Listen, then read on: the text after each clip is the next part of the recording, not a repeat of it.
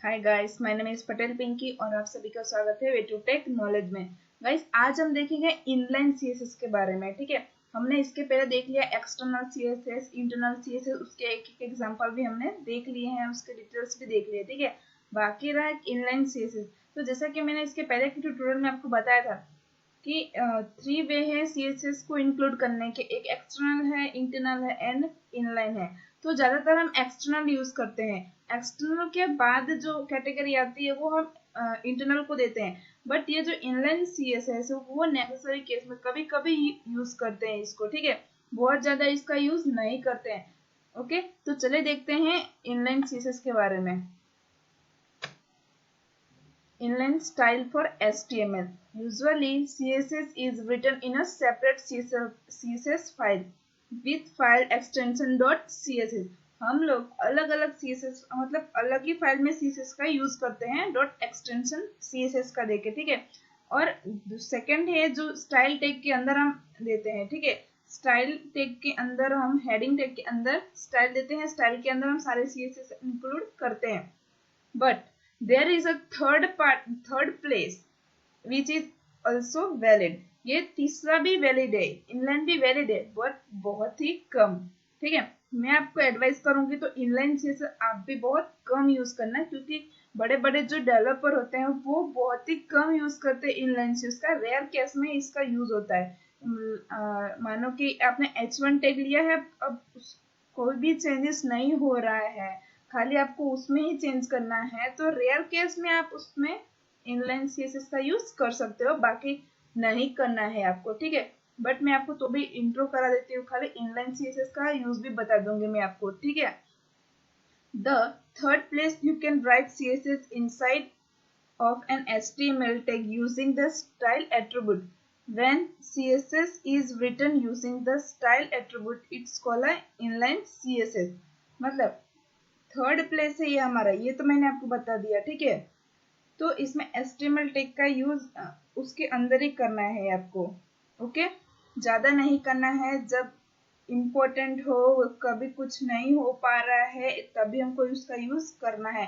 तो ये थी डेफिनेशन। ठीक है, तो आप इसका स्क्रीनशॉट ले सकते हैं, आपको कॉलेज में सबमिट करना हो, बताना हो, या फिर क्वेश्चन आंसर आए तो आप इसको लिख सकते हैं। ठीक है, in general this is not considered a best practice over. ये बहुत जरूरी नहीं है, ये कंसिडर हम नहीं करते हैं कि आप इसका यूज करो। ठीक है, there are times when inline style are right the way. मतलब जब अलग करते हो आप, इंटरनल लेके करते हो, एक्सटर्नल सीएसएस का यूज करो तो वो राइट वे होता है, बट ये राइट वे नहीं है। ये आपको कभी कभी टेस्टिंग करने के लिए यूज कर सकते हो कि हम H1 टैग में ये सीएसएस देख के करते हैं कि क्या आ रहा है। ठीक है, तब इसका आप यूज कर सकते हो।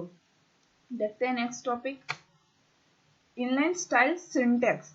अब सिंटैक्स क्या था इसका? ठीक है, inline style look and operate much like CSS with a few difference.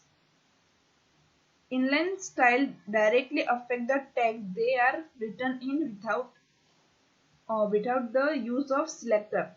इसमें कोई आपको सिलेक्टर अलग से लिखने की जरूरत नहीं है। जो आप टैग ले रहे हो उसी के अंदर आपको स्टाइल एट्रीब्यूट लिखना है, स्टाइल एट्रीब्यूट के अंदर आपको लिख देना है जो भी सीएसएस आप यूज करना चाहते हो वो। Here a basic HTML using inline style. बहुत ज्यादा HTML वेब पेज में इसका यूज नहीं होता है, कभी कभी इसका यूज होता है, जैसा कि मैंने आपको पहले बोला। इसका यूज आपको बहुत ही कम करना है, रेयर केस में ही करना है, जब आपसे कुछ ना हो पाए तभी, या फिर छोटा छोटा वेबसाइट बना रहे हो जो आप प्रैक्टिस के लिए कर रहे हो तो आप इसका यूज कर सकते हो। बट एक्सटर्नली जो आपको प्रोजेक्ट सबमिट करने होते हैं, किसी को कोई क्लाइंट को देना है, तब आप इसका यूज मत करना। ठीक है, देन आता है when to use inline style.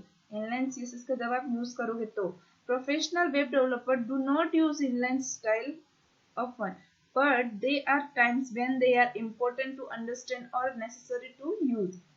जब ये ज्यादा जरूरी हो तभी ये लोग यूज करते हैं, अदरवाइज ये लोग यूज नहीं करते हैं। मैंने आपको पहले ही बोला कि इसका यूज आपको बहुत नहीं करना है। मैं खाली आपको इंट्रो बता रही हूँ, इसके बारे में बताना चाहती थी, इसलिए मैंने आपको शेयर कर रही हूँ। ठीक है, बाकी आपको ज्यादा से ज्यादा इसको यूज नहीं करना है, आपको प्रैक्टिस ही इनलाइन से internal CSS and external CSS का यूज करना है। ज्यादातर तो आप एक्सटर्नल सीएसएस का ही यूज करें और उसी के प्रैक्टिस करें। ठीक है, इसका यूज कोई वर्डप्रेस पे हो जाता है, CMS कंटेंट बनाना हो, एडमिन पैनल बनाना हो, डायनामिक कंटेंट हो, जावास्क्रिप्ट हो, उसमें आप इसका यूज कर सकते हैं। इसको ज्यादा यूज आप मत करना, ठीक है।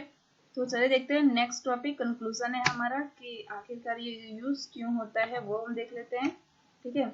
Sometime inline style are necessary if you are building a web page by hand.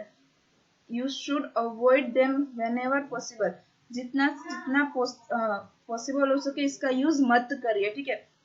चलिए कोई छोटा मोटा पेज बना रहे हो तो आप यूज कर रहे हो, पर्सनली बना रहे हो किसी को दिखाने के लिए तो आप कर सकते हो, ठीक है। बट ज्यादा इसका यूज नहीं करना है, आपको यूज सेपरेट फाइल बना के ही करना है, तो वो ज्यादातर फ्लेक्सिबल और पावरफुल होगा, ठीक है।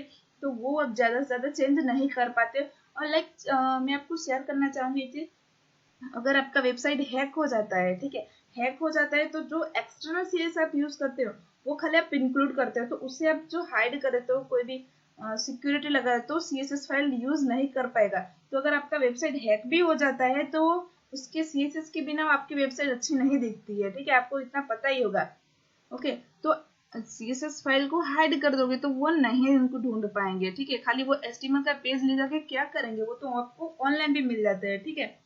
तो ये है उसका ज्यादातर पॉजिटिव वे कि आप एडवांटेज उसका बहुत सारा है सीएसएस, एक्सटर्नल सीएसएस का। इनलाइन सीएसएस तो कोई भी यूज कर सकता है, ठीक है, अंदर ही होगा तो कोई भी। आप जब भी मैं प्रैक्टिकल कराऊँ तो मैं आपको व्यू सोर्स करके दिखाऊंगी कि जब आप कोई भी वेबसाइट को इंस्पेक्ट करते हो तो उसमें आपको कोड दिख जाता है, व्यू सोर्स दिख जाता है, ठीक है।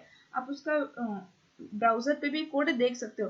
अगर आपने इनलाइन सीएसएस यूज किया होगा, इंटरनल सीएसएस यूज किया होगा तब। अगर आपने एक्सटर्नल सीएसएस यूज किया होगा तो आप नहीं देख पाओगे, ठीक है गाइस। तो ये था इनलाइन सीएसएस के बारे में। मैं आपको इसके बारे में एक प्रैक्टिकली बता दूंगी, बट नेक्स्ट वीडियो में आपको वो मैं बता दूंगी, ठीक है। मिलते हैं नेक्स्ट वीडियो में। Thanks for watching.